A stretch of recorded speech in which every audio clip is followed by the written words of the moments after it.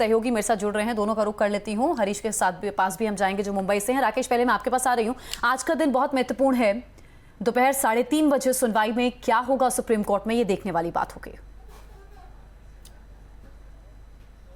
ज्योत्सना, देखिए, कल ही जब मेंशनिंग हो रही थी तो जो उद्धव गुट है उनकी तरफ से कपिल सिब्बल जो सीनियर एडवोकेट हैं उन्होंने जल्द सुनवाई की मांग की थी, लेकिन सुप्रीम कोर्ट ने कहा था कि आज हम सुनेंगे। आज 3:30 बजे सुनवाई है, लेकिन सिब्बल ने ये कहा था कि जल्द सुनवाई हो, चूंकि जो पार्टी का सिंबल और शिवसेना का नाम शिंदे गुट को दिया गया है वो कहीं न कहीं कब्जा करते जा रहे हो, चाहे पार्टी का फंड हो, बैंक इत्यादि जो भी है उस पर कब्जा करते जा रहे हैं, लिहाजा जल्द सुनवाई हो।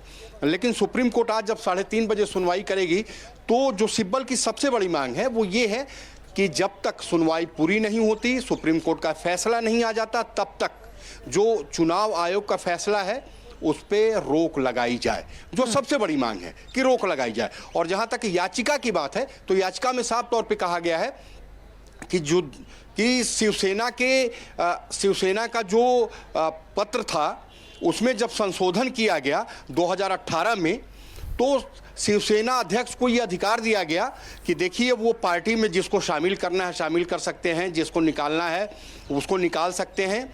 इसके अलावा जो वार्षिक बैठक है उसकी अध्यक्षता कर सकते हैं। चूँकि जो उद्धव गुट है उनका यही कहना है कि जो चुनाव आयोग है उसने 1999 का जो शिवसेना का जो आधार है, जो संशोधन जिसमें संशोधन नहीं हुआ था उसको जो है आधार बनाया है, जबकि हमने 2018 में ही संशोधन करके चुनाव आयोग के बाद जो शिवसेना का जो अमेंडेड जो पिटीशन है, याचिका है, जो संशोधित संविधान है उसको ईसीआई को दे दिया था। लेकिन ईसीआई ने इसको आधार नहीं बनाया, उसमें अध्यक्ष को पूरी शक्तियां दी गई थी। और जो सबसे महत्वपूर्ण बात है, जो सवाल उठाया गया चुनाव आयोग पे, उस पे जो उद्धव गुट उनका यही कहना है कि देखिए, आपको नहीं लगता कि जो चुनाव आयोग है वो अपनी शक्ति यानी कि अपने दायरे से बाहर जा करके अपने संवैधानिक जो उसको अधिकार दिए गए हैं उससे बाहर जाके ये फैसला लिया है? क्या शिवसेना को ये नहीं पता था कि शिवसेना में गुटबाजी चल रही है? क्या ये चुनाव आयोग को नहीं पता था? क्या एक गुट को मान्यता देने से पहले टेस्ट परीक्षण करवाया गया? ये तमाम चीज़ें हैं ज्योत्सना, जो उद्धव गुट की तरफ से सुप्रीम कोर्ट में जो दाखिल याचिका की गई है, जो चुनाव आयोग का फैसला है उसके खिलाफ, ये तमाम सारी बातें कही गई हैं। और जो सबसे महत्वपूर्ण बात है वो ये कहा गया है कि जब शिवसेना के संविधान में संशोधन किया गया 2018 में, तो फरवरी 2018 में ही ये बात जो है संशोधित संविधान के तहत जो जितने भी पदाधिकारी हैं, ठीक है। ये तो असल याचिका में क्या है आप विस्तार से बता रहे हैं, मैं वापस आपके पास आऊंगी। इस याचिका में ये भी है कि इस आदेश पर आप अगर रोक नहीं लगाते हैं, इसी के आदेश पर अगर रोक नहीं लगती है तो वो चिन्ह और बैंक खाते अपने कब्जे में ले लेंगे। ये इस याचिका में कहा गया है। राह कितनी आसान है ये हम वापस जानेंगे राकेश सिंह से। फिलहाल मैं हरीश तिवारी का रुख कर रही हूँ। हरीश, पार्टी का नाम और साथ ही पार्टी का चिन्ह गंवाने के बाद अब उद्धव गुट जो है वो एक बार फिर से अपने कार्यकर्ताओं को एकजुट करने की कोशिश में है, रैलियां निकालने की तैयारी हो रही है। फिलहाल आप क्या तस्वीर देख रहे हैं महाराष्ट्र से?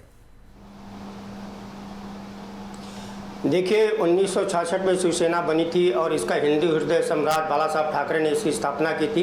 57 साल बाद ये छीनी जा चुकी है और कल जो शिंदे गुट की कार्यकारिणी की बैठक थी उसमें साफ तौर पे कह दिया गया था कि अब शिवसेना जो है, असली शिवसेना शिंदे के पास है, उन्हें गुट न कहा जाए। वहीं दूसरी तरफ मुंबई महानगर पालिका का चुनाव नज़दीक है और उसको देखते हुए देखा जाए तो उद्धव गुट जो है खासतौर से मुंबई महानगर पालिका के चुनाव को देखते हुए तमाम इलाकों में, उपनगरीय शहरों में जाकर के अपने वर्चस्व को बढ़ाने की कोशिश कर रहे हैं। लेकिन लगातार संजय राउत के जो बयानात आ रहे हैं, जैसे कि कल उन्होंने एक आरोप लगाया था कि उनको जान से मारने की धमकी जो है एकनाथ शिंदे के बेटे ने दी थी, तो आज जो राजा ठाकुर के ऊपर आरोप लगाया था, राजा ठाकुर ने थाने पुलिस में जाकर के इनके खिलाफ एक मामला दर्ज करा दिया है। और वहीं दूसरी तरफ संजय राउत नासिक में थे और थाने पुलिस नासिक में जाकर के। जी ठीक है हरीश, आप नजर रखिएगा। अपडेट के लिए हम वापस लौटेंगे। आप दोनों का भी बहुत बहुत शुक्रिया। तो सुप्रीम कोर्ट पर निगाह टिकी हुई है। देखते हैं सुप्रीम कोर्ट की तरफ से क्या निकलकर सामने आएगा। पार्टी के नाम और साथ ही चिन्ह को लेकर संग्राम लगातार जारी है। राकेश, आपका भी शुक्रिया।